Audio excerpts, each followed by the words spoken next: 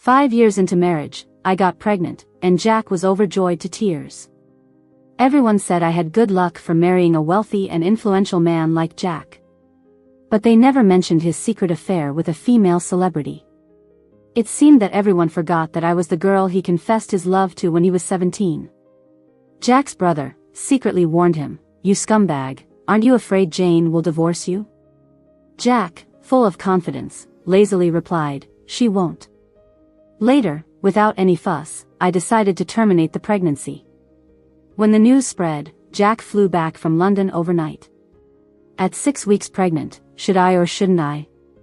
The doctor asked me this routine question and waited for my reply with his head down, looking at the chart. I lowered my eyes, gently placed my hand on my flat belly, unable to stop trembling. I couldn't answer the question immediately, so I grabbed my bag, thanked the doctor, and walked out. The gift of fate is timely when it is bestowed, but becomes a burden when it is not. The arrival of this child, like a crack in time, shattered the love and hatred of the past 12 years, along with the biting wind that overwhelmed me. Once, the child Jack longed for had now become a burden. Back when we were young and carefree, no one could foresee the trials ahead. Only Jack, with his back straight as an 18-year-old, shining in the sunlight cracks. I asked him with my head lifted, "What are you thinking about so deeply?" He lowered his head, his thick eyelashes trembling. "I am thinking about my wish." "What wish?" He exaggeratedly exclaimed, "Jane, I have only one wish in my life, and you don't even remember." "Nobody only has one wish in their lifetime, don't try to fool me." I only knew of Jack's lifelong wish when he was 18, until I found out when he was 22. In a shabby, cold draft-filled rented house, in front of a simple, cheap cake, he softly said, "Jane, I want to grow old with you, have many children and grandchildren. Jane, let's have a daughter in the future, one who looks like you with big eyes, fair skin, shaking chubby hands, calling me daddy." With the medical report squeezed in my hand, tears fell. I instinctively picked up my phone and called Jack. It was the first time in 4 years since our last argument that I had initiated a call to him. But the phone rang only twice before it was hung up. I was puzzled, staring blankly at the phone screen. Just then, a news alert popped up on my phone, with a sensational headline, "Lisa spotted cozying up with wealthy boyfriend in the Villa District." Suppressing my discomfort, I tremblingly clicked on it. Lisa dared not post anything about Jack publicly, occasionally hinting at him subtly. Media outlets dared not publish Jack's full-face pictures. In the photo before me, Lisa's face was clear, but the man only showed half his back. No one knew Jack better than me, and the hand in the picture still wore a simple, plain ring on the ring finger. Compared to his luxurious attire, the ring was cheap and unremarkable. Yet this inconspicuous ring was something I had saved up for and bought after a year of scrimping and saving during my first year of work. When we got married, Jack was already a billionaire with numerous listed companies, and we still used those rings to pledge our vows. "Mr. Jack, do you take Jane to be your wife, to have and to hold from this day forward, for better or for worse, for richer or for poorer, in sickness and in health, to love and to cherish until death do you part?" "I do." Sitting on the cold metal chair outside the examination room, I chuckled mockingly but couldn't stop the bitterness in my heart. Ironically, I had hesitated for a moment about the unexpected child before. I tapped on my phone screen and messaged Jack, "When you have time, come home, I need to talk to you." Unexpectedly, the next moment, he replied, "Very busy lately, contact my secretary first." In these years, Jack's business had grown immensely, with countless assets under his name. I hadn't waited for Jack to return that day, but someone else showed up. It was a small private gathering with a few of Jack's friends, when I saw Lisa sneaking in. She intercepted me in the hallway, and upon seeing me, she visibly paused, smirking. "Men are trash after all, no matter how beautiful the flowers at home are, they can't resist feasting on garbage outside." It was her first time seeing me, but it wasn't my first time encountering her. She was a well-known celebrity, her figure visible on every street corner. Before I could speak, a voice came from behind me, dripping with sarcasm. "You seem to have some self-awareness, knowing that you're the trash on the outside." Lisa visibly realized her earlier misstep and her face turned extremely ugly. I turned around and saw it was Jack's childhood friend Bill who made the mocking remark. Now he was Jack's business partner. I smiled at him, gesturing a form of etiquette. This wasn't the first time Lisa had provoked me. 2 years ago, she had made a phone call. After the call connected, she arrogantly asked, "Jack, will you divorce your wife and marry me instead?" I suspected it was her way of intimidation. There were rustling sounds of clothes on the other end of the call, and the next second, Jack's cold and impatient voice came through. "Lisa, if you continue being a damn nuisance, get lost from my side." "Hey, Jack, you." The call was abruptly cut off, leaving me stunned and lost for a moment. 2 years ago, she dared only to use covert tactics, but this time she openly provoked me. Besides Jack's promises and backing, I couldn't think of any other reason. Even so, I didn't bother to say much to her. I just turned around to leave. She stopped me, raising an eyebrow. "Jane, you and Jack have been fighting for so many years, there's no love left between you two. It's not a good look to end up as a resentful couple. Why not let go early and not fulfill the lover's destiny?" I smirked, said word by word, "Lovers?" She crossed her arms, smugly. "Yes, Jack and I truly love each other. In a relationship, the one who is not loved should take the initiative to leave. So, Jane, it's time for you to leave." I looked at her coldly, tore off all pretenses, shameless pride. Jack and I are husband and wife. Between us, through thick and thin, for better or for worse, even if I have to be with him for a lifetime, it's not your place, a homewrecker, to intervene. You stand arrogantly in front of me, asking me to leave. By what right? She seemed taken aback by my words, took a small step back, her hand unconsciously on her stomach, then raised her voice, "Because I'm pregnant with his child." My gaze involuntarily moved to her abdomen at that moment. Lisa's voice spun around in my mind like a whirlwind, piercingly painful. Pregnant? A child? I felt dizzy, as if the whole world was spinning. Seeing me stunned, she raised an eyebrow triumphantly and said quickly, "You've been married for so many years, no children. The child in my belly is his first. Do you think he will marry me for this child?"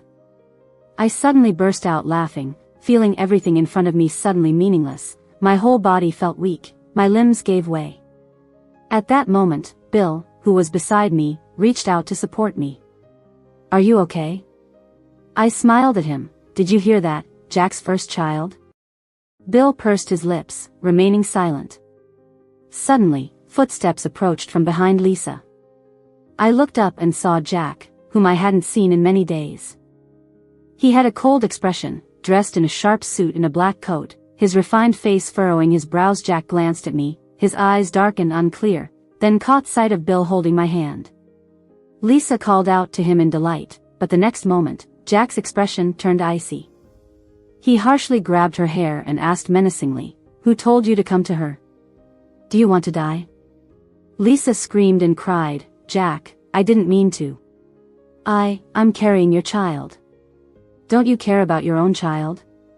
Jack glared at her coldly. "Are you sure it's my child?" He let go abruptly, his voice sharp, "Get lost." Lisa covered her head, not daring to look at him again, and scurried away. After she left, the quiet hallway was left with just the three of us, silence spreading. Suddenly, Jack tilted his head and looked at Bill. "Bill, do you like Jane?" Bill blushed at his words, stammering, You, what nonsense are you talking about?" Jack didn't care what he said.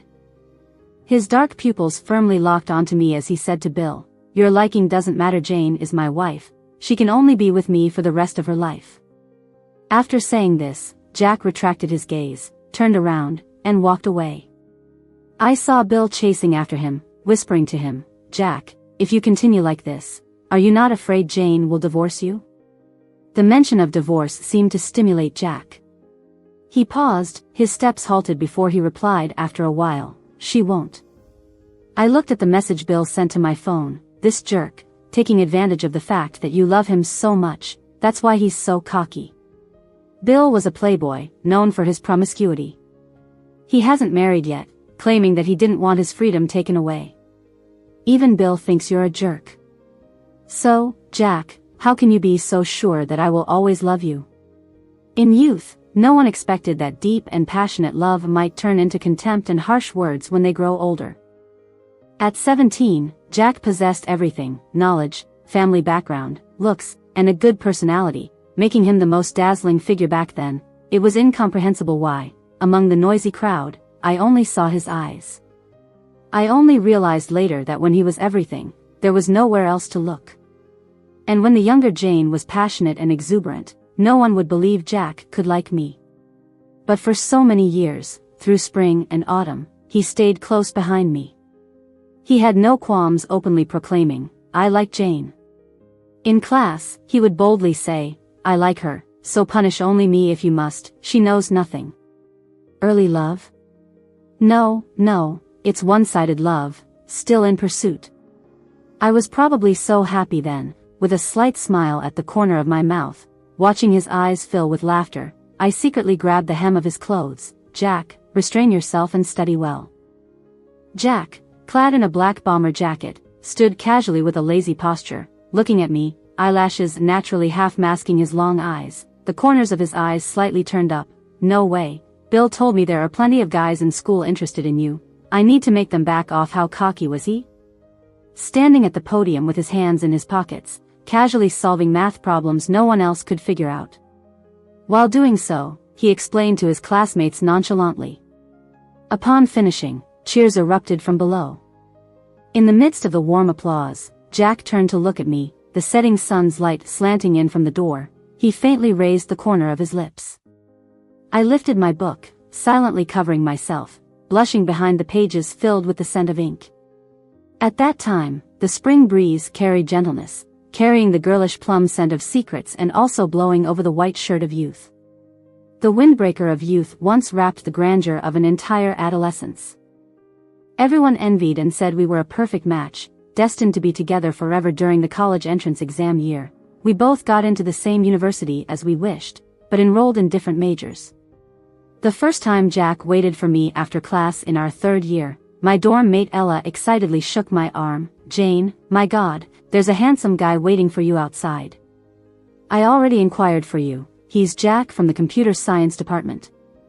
I looked out the window, Jack leaning against the railing, tall and conspicuous amidst the passing crowd. I smiled at him, silently thinking, "Jack, I recognize you." He spoiled me to no end during those days, becoming increasingly delicate. He would clamor for food in the middle of the night, then the next morning, he'd be waiting outside the dorm with something warm in hand. During our college days, we, like countless other couples, were clingy and passionate. When he went to kiss me, I would angrily say, "You keep finding me, I can't study properly. If I fail my exams at the end of the semester, don't expect to see me anymore." Jack chuckled mournfully. "I'm sorry, it's my fault. How about we go to the library, you do your work, and I won't say a word." Ella described us at the time as childish yet enviable. In our senior year, Jack's father passed away, exposing a company teeming with debts behind the facade and driving his mother to suicide. Overnight, the arrogant favorite of heaven fell to the ground, and I didn't see Jack for nearly a month. Until that day, he looked thin, shoulders slumped, walking out of the room, and the first words out of his mouth were, "You can go, I won't keep you." I glared at him, gritting my teeth. "What do you think I like about you? Your money or your family background?" "Jack, you bastard," I said, my eyes red, tears falling one by one that I couldn't wipe away. He stepped forward, bent down, gently wiping my tears. "Don't cry, Jane, I can't bear to let you stay with me like this." That Jack, alone, without parents, with no light ahead, but no matter what, his wish never changed. Jack still wanted to grow old with Jane, with children and grandchildren. When Jack first started his business, he had difficulty securing funding, so I secretly gave him the dowry money my mother had saved for me. When he found out where the money came from, he rested his head on my shoulder, his hand holding the back of my neck, not letting me turn to look at him. "Silly girl, even if I'm out of options, I wouldn't dare to use your money. Keep it safe, one day, it will be used where it should be," he said. Later, when the business started to thrive, he faced difficulties with investors. Where a glass of wine cost $100,000, that night he secured $2 million in investments and was taken to the hospital with a perforated stomach. He often worked late into the night, sometimes staying up so late that his stomach ached, and he would come into the bedroom and place his cold face on my palm, softly calling out Jane. With a hint of grievance, my unwavering sleep would always be interrupted by his first call. When he was exhausted, he would bury his head in my arms, eyes closed resting. I would gently massage his abdomen, one hand on the back of his head patting it, running my fingers through his clean-cut short black hair, my favorite place. He said, "Jane, I won't let you regret being with me." Later, on the summit of a snowy mountain, the endless freezing wind accompanied him. At the St. Napai Bay, the huge waves became my veil. Jack's proposal stunned the world, and countless netizens dug up the protagonist behind the grand proposal. "Jane, will you marry me?" How did I react back then? I remember, my eyes were all on him, covering my mouth, happiness jumping out of my eyes. Collapsing rationality, faith becoming a sweeping fever, sincerely and devoutly. "I do, Jack, I love you so much." I often asked myself, do I regret my choices? I've thought countless times, even if the outcome isn't as expected, I think I don't regret loving each other.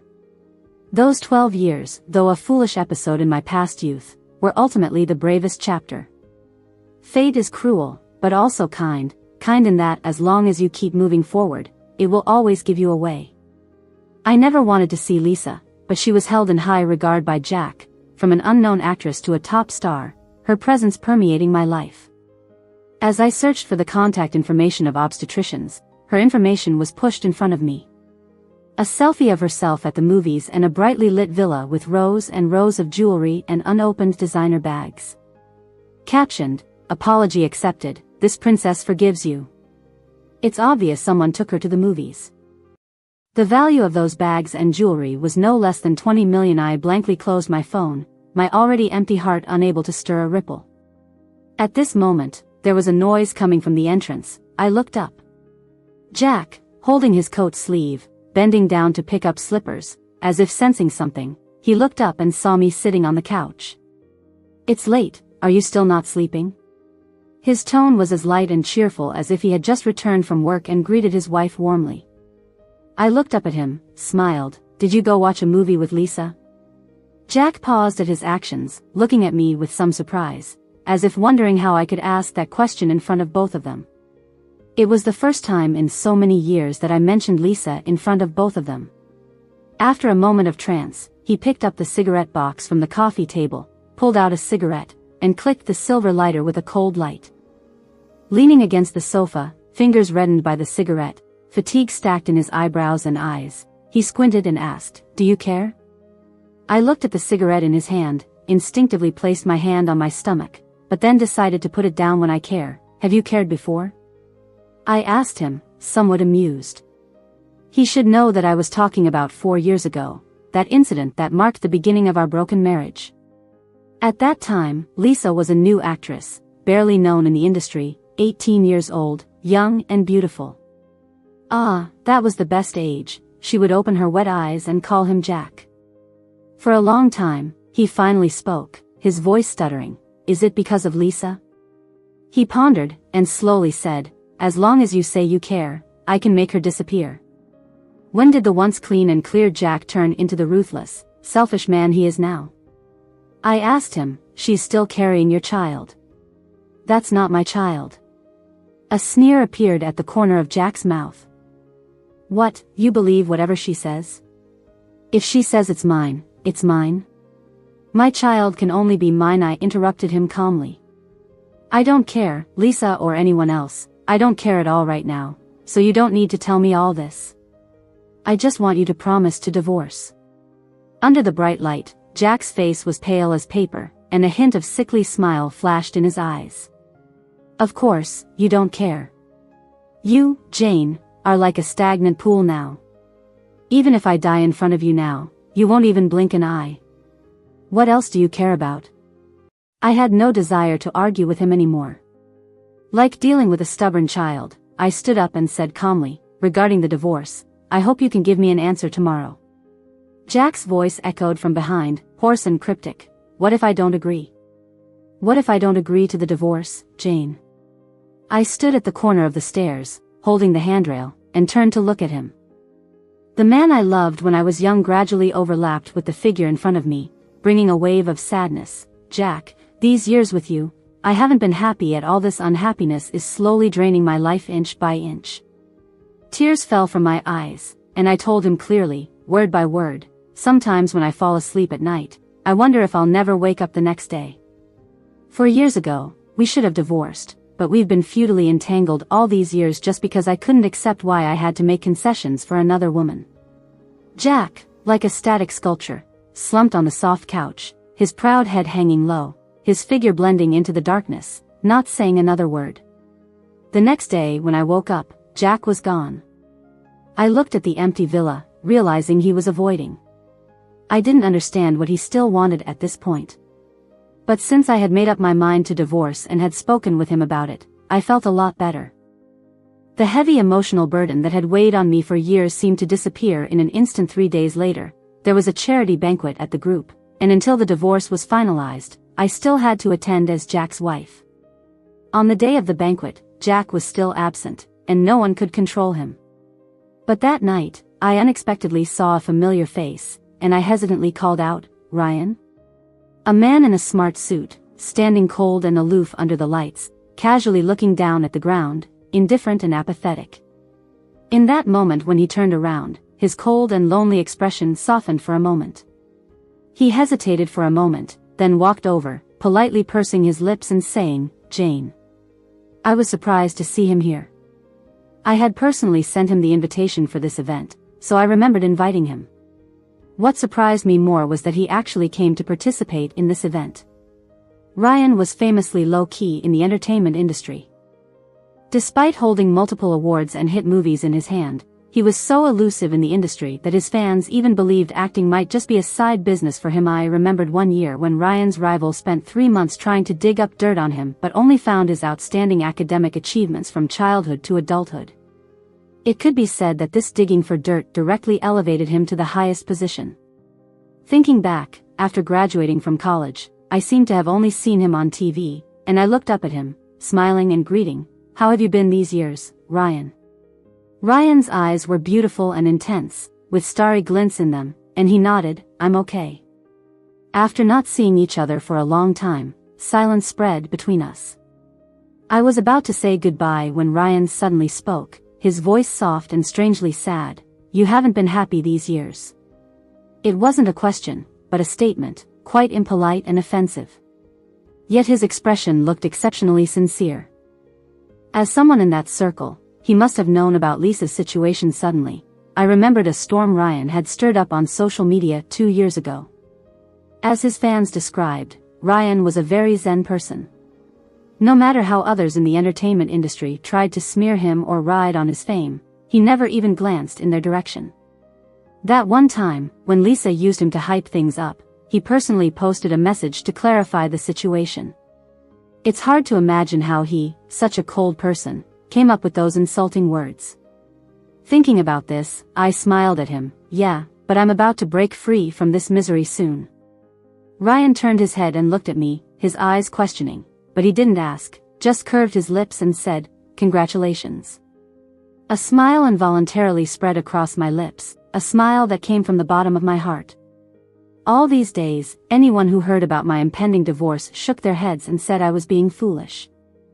They had all sorts of excuses, trying to make me hold on to this broken marriage. They advised me, saying, "Jack just found a mistress, it's not like he doesn't love you." They said, "All men are like that, there isn't a man on earth who doesn't cheat, as long as he still comes home, it's fine." This was the first time I had heard a congratulations. 2 words. I raised my glass, happily clinking it with Ryan's. "Ryan, what did you tell my wife? You seem so happy." As the voice dropped, a large hand was placed on my waist. My body tensed for a moment, even the hand holding the glass stiffened a bit. Jack half embraced me, intimate in posture. I raised my head and collided with his emotionless black eyes. "Long time no see, Jack." Ryan glanced at me and extended his hand to Jack, polite but distant. Jack shifted his gaze away from me, lazily looking at Ryan, a smirk on his lips. Indeed, long time no see. I'll have someone take care of you. I glanced at Jack, seeing his clenched jaw, wondering what he was thinking. There was nothing to say to Jack, so I nodded at Ryan and left first. Little did I know, behind me, Ryan called out to Jack. He asked Jack, I thought you cherished her so much back then. I thought you would always be good to her. Jack stood there, his face cold, his gaze at Ryan faintly fiery, as if he could devour the opposite person. After a while, he carelessly smiled and said, Does it concern you? Jack couldn't figure out what he was afraid of himself. Since college, he knew Ryan didn't like Jane's type. Without waiting for Ryan's response, Jack coldly said, Ryan, stay away from Jane. After the dinner that night, Jack seemed to disappear again. I didn't expect that when I saw Jack again, it would be in such a situation. On the evening of September 12th at 5 o'clock, there was an incident of armed hostage-taking in the commercial building, and I unfortunately became a hostage with a knife at my neck. The scene was chaotic, people were trying to escape, calling the police, but everyone ran outside without exception. However, I couldn't just run along with them. I struggled to keep my trembling body balanced, unable to control the fear. The assailant screamed desperately, Don't come any closer, or I'll kill her. Let the police come, let me negotiate with the police. Jack arrived before the police did. He seemed to rush over from outside, with disheveled hair, and when he saw me, his face was extremely pale. Jack took a few steps forward, enraging the assailant, Don't come any closer. He steadied his steps, trying to restrain his anxiety, and said calmly, I won't come over. Do you want money? I'll give you as much as you want. The police won't pursue you, I can guarantee it. The assailant shouted at him, I don't want money, I just want justice. I want the police to communicate with me. He put everything he had on the ground and showed his phone to him. I'll come over like this, I'll exchange myself for her. I am the chairman of the group, it's more valuable to hold me hostage. I can help you communicate with the police. I widened my eyes, struggling to speak. Don't come over, he has a bomb. Jack continued to persuade him, he was always convincing, and with the assailant's brain in a frenzied state, he really listened to him and exchanged me for the hostage. As he came over, the assailant took out another knife from his body, stabbed him hard in the arm, disarming his resistance, then pushed me away with the knife on his neck, forcing him to cooperate with Jack. In a hoarse voice, he said, Run outside. Don't look back. The police arrived soon after. They forcibly took me out, and I grabbed their hands, looking back at Jack, begging them to save him. They pushed me out forcefully, and I knelt on the ground. My mind blank. It wasn't until I couldn't hold on any longer, kneeling on the ground, that the door opened from the inside.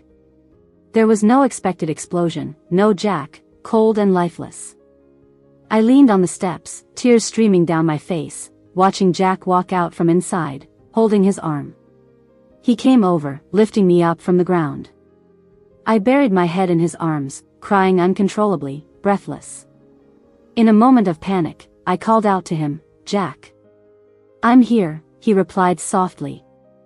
I almost cried out, asking him, Why aren't you afraid of death, why?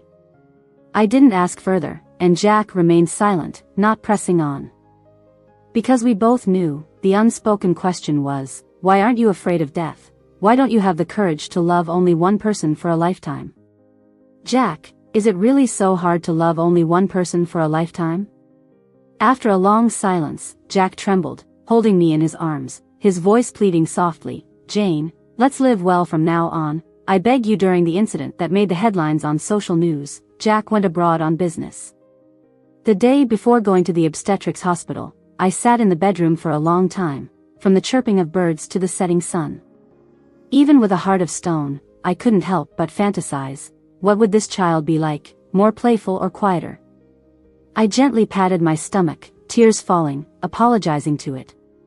I'm sorry for meeting you in such an inappropriate situation. I'm sorry, I can't bring you into this world. However, at the hospital, I saw Lisa. I learned that she had been exposed to a lot of negative information online during this time, and her career was almost destroyed as her victim. I actually found it quite entertaining, but I was too lazy to mock her. As I turned around to go in, Lisa suddenly noticed me and rushed towards me. I didn't have time to step back, and the bodyguard who had been following me all this time grabbed her. Lisa glared at me fiercely, shouting, "You encouraged Jack to get rid of my baby, didn't you? Jane, you bitch." I opened my mouth in disbelief, watching her struggle, my throat feeling a bit tight. Lisa fought to speak, her eyes turning from malicious to bloodshot. "You're divorcing him, and after you leave, who else is going to be Jack's wife if not me? I've been with him for so many years." Choked up, she continued, "Jane, I admit that I originally got involved with him for money. I used all my skills to seduce him, getting him to invest in me. But now, I truly love him. I really do love him. I want to marry him. I want to spend the rest of my life with him." "Lisa," I interrupted, calmly and bitterly advising her, "next time, don't become a third party in someone else's marriage. It's not going to end well." I turned around, leaving her calling after me, "Jane, can you help me speak to Jack, convince him not to kick me out, please?" After this melodrama, I felt tired inside, standing in front of the consultation room for a long time. I looked up at the sunlight streaming in slantingly, straightened my back, and walked in resolutely. As that little life slowly slipped away from my body, my tears seemed to dry up slowly, as if to cry one last time for these failed yet beautiful 12 years. The day after I returned from the hospital, Jack flew back from London. He rushed back to the villa, his eyes bloodshot, demanding, "Why did you go to the obstetrics hospital?" I replied, "I terminated the pregnancy." Jack went mad, smashing everything in the room. Finally, he grabbed his waist and pointed at me trembling. "Jane, why? That was our child." He knelt on the ground, hands covering his face, burying his head in my lap, his shoulders trembling incessantly. "Jane, that was our child." I looked at him calmly. The now frantic Jack, just like me 4 years ago when I was losing my mind, yet, there was no pleasure in my heart, only endless sadness. That child, a mistake from the start, was pushed beyond limits on his birthday by my moment of weakness. I sighed, "Jack, let's get a divorce." "I won't agree." I asked him, "Or do you want me to die bit by your side?" Hearing these words, Jack's eyes shook violently, standing rigidly in place, his gaze filled with confusion. Jack spent the whole day in the room, the door locked. He only emerged when the sun rose until it set. Looking at me, he spoke calmly, "Jane, I agree with you. Using litigation and lawsuits was not the approach I wanted. I didn't want things to get so ugly." That he could agree so calmly made me unintentionally breathe a sigh of relief. The divorce proceedings were swiftly completed, taking only 3 days. During those 3 days, Jack seemed to return to his former self, smiling as he took care of everything, speaking casually with me. On the day I left the villa, squatting down to pack my luggage, Jack sat quietly on the sofa, watching me. After a while, he spoke, "You have 3% original shares in all my companies. You can do whatever you want with them. The several houses outside and the villa in West Mountain Park are all transferred to your name." He handed me a bank card, placed it on the table. "This card has a deposit of 300 million. Take it." It was the first time I had heard of original shares, but right now, I couldn't be bothered to ask about it. What Jack gave me was enough to live worry-free for several lifetimes. I couldn't be so noble as to refuse his money. So, I took the card and accepted everything he offered, which was owed to me. "Thank you." Leaning against the sofa, Jack, other than his eyes, seemed devoid of energy. His eyes followed me as I moved around. After about 10 minutes, he suddenly said, "Jane, it's late today. Stay another night, and I'll drop you off tomorrow." I looked up at him, smiling, shaking my head, "No need, my mother is coming to pick me up." Upon hearing this, Jack immediately stood up, "Your mom is coming? Let me go and bring her up." Hurriedly grabbing his coat, he moved to leave. I called out to stop him, "Jack, don't go." He halted, looking at me with puzzlement. "My mom used to praise you every time she saw you," I explained. "She used to genuinely like you a lot. But you hurt her daughter, and I don't think she would want to see you now." Jack clenched his coat tightly, his fingers turning white. Taking a few steps back, he fell back on the sofa, defeated. Pushing the suitcase, I walked to the elevator. Jack remained silent, his head hung low. I called out to him, "Jack." He looked up, smiled at me.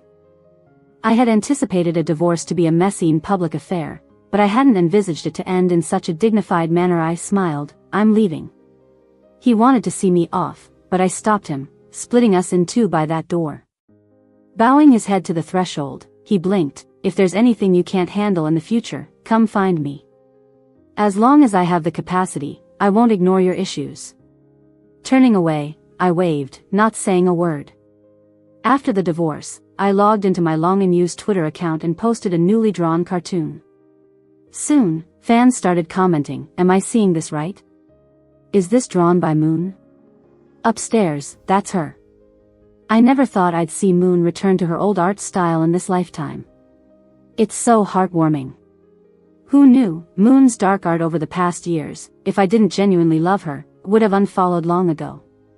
Considering the dark cloud over my unhappy marriage in recent years, even the things I produced carried a sense of death. This divorce, I thought once again, was the right decision. Scrolling down, I saw a familiar ID, "Great drawing. I hope you can be happy every day in the future." This ID was one of my old fans. I remembered in my sophomore year when I first posted my work, he followed me. Since then, every post of mine received silent likes from him, every piece of work received a comment saying it was great, keep it up. Even during these years when my works were harshly criticized, he still insisted it was great, and not to give up. I smiled and replied, "Thank you."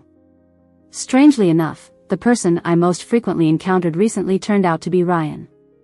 One time, he walked a dog, and I stared for a while before asking, "Is that dog the one from back then?" Back in my sophomore year, Jack and I found an abandoned puppy off campus, and its ownership became a problem. But neither of us was patient, especially when I was busy drawing comics. Ryan offered to help solve the problem. I thought he would find a new home for the dog, but instead, he raised it smiling. Ryan, with a faint dimple at the corner of his lip, said, "Yes, it's getting old now and doesn't go out for walks often." Surprised, I squatted down and petted the dog. To my amazement, it was unexpectedly friendly. I remarked, "You've taken good care of it." Ryan then mentioned, "It has puppies too. If you want to see them, I'm sure it would be happy." I nodded without much thought. I had no intention of actually seeing those dogs, it felt too intimate and inappropriate. However, the next day, Ryan brought the puppy over. As soon as the dog saw me, it wagged its tail and was very affectionate. No one could resist the closeness of the little dog, and I was no exception. I blamed Ryan for raising them so unreservedly. But later, I discovered that the dogs Ryan raised were as aloof as he was. They were not used to being touched by strangers. It's easy to see through emotions in the adult world, especially with Ryan being so straightforward. I had to tell him, "Ryan, I'm not ready for a new relationship. I enjoy my life as it is. And I have a fear of marriage." Ryan pursed his lips, smiled, and said, "Jane, don't be afraid. I'm telling you I like you not to get a response from you or to force you to be with me. I just want you to know that now and in the future, whenever you're happy or upset, there's someone in this world who is attracted to you, who is captivated by you, someone who was and will always be." Sometimes I wonder, how did Ryan blend indifference and gentleness so perfectly? 2 years later, Ryan's long-dormant studio announced his marriage, causing a sensation. The news sparked discussions about Ryan's wife. Some netizens, digging deeper, found out that Ryan was marrying the ex-wife of the chairman of the Jack Group. Some fans couldn't accept this and lashed out at Ryan online, calling him a vulture for marrying a divorcee. Some even went to Jack Group's official social media account to hurl insults, leading to comments being disabled. Financial reporters, seizing the opportunity, interviewed Jack to ask for his thoughts. Jack, on camera, remained silent for a while before finally saying congratulations. Following the press conference, the online community fell silent. Throughout his eventful life, Ryan had never cared about what the entertainment industry or the public thought of him. The only 2 times he made headlines were because of Jane. After the silence, some fans unearthed Ryan's secret social media accounts and discovered the secrets he had hidden for many years. Jane, looking down at the comments analyzing fervently under a familiar username, and then taking off her shoes, ran barefoot to the kitchen. Ryan, dressed in light gray loungewear, was bending over to slice fruits for Jane. She tentatively called out that username. Ryan was engrossed in arranging the fruit platter and absent-mindedly responded. Suddenly, he froze, turned to look at Jane, and softly said, "I don't know what you're talking about, go put on your shoes." Jane, staring at her phone and then at Ryan, burst out laughing, covering her forehead loudly. Behind her, amidst the bold and exaggerated laughter, Ryan involuntarily laughed along. Ryan and Jane's wedding was widely talked about. Bill rushed from the airport to the wedding venue and bumped into an old friend at the entrance. Bill checked the time and, seeing he wasn't late, approached Jack and tapped his shoulder. "Aren't you going up to take a look?" Jack flicked his cigarette ash, glanced up at the splendid building, with guests bustling in and drummers making noise. He took out a box and handed it to Bill, saying, "Newlywed's gift, could you take it up for me?" Bill took the box and raised an eyebrow. "Why?" Jack choked on his smoke, coughed for a while, tears welling up in his eyes, and then chuckled, "Afraid she won't accept it." "As a last instruction," he said, "don't mention it's from me." Bill asked again, "You really won't go up?" Jack shook his head. "Why watch?" Amidst the distinguished guests, witnessing their vows, seeing how they love each other. He couldn't bear to watch the person once so cherished, so valued, whom he had put in so much effort to embrace, now embraced by someone else. Bill patted his shoulder. "I'll go up and ask for a glass of wedding wine." Perhaps never having had it, it wasn't that hard to let it go, not quite so distraught. Bill watched Jack move into the crowd, his desolate figure gradually fading, and he smiled almost imperceptibly. His intuition told him this was just the beginning for Jack, a beginning he might never get through. Jack sat heavily in the car, staring blankly at the building. Little did he know the thoughts Ryan had kept hidden for so many years. When he finally found out, he wished he could kill him. Jack lowered his head, then suddenly burst into laughter, his chest resonating with each chuckle. He would not tell Jane that her favorite birthday gift, a box full of comics that she cherished as the most thoughtful present, which he had prepared but failed to deliver that year, was given to him by Ryan. When Jane left, she didn't take this gift with her. It remained untouched in the villa. He would also not tell Jane that when she was being maliciously targeted online with false rumors, Ryan took care of everything on his own. Back then, Jack patted his shoulder, called him a good friend, and Ryan didn't say a word. Jack had always thought that Ryan helped because of him. Looking back now, every word felt like a dagger piercing into his chest. He would carry these secrets and let them rot. He was selfish and unwilling to give them a chance at a deeper love. The car slowly drove off into the night, Jack gradually disappearing from the jubilant festivities behind him.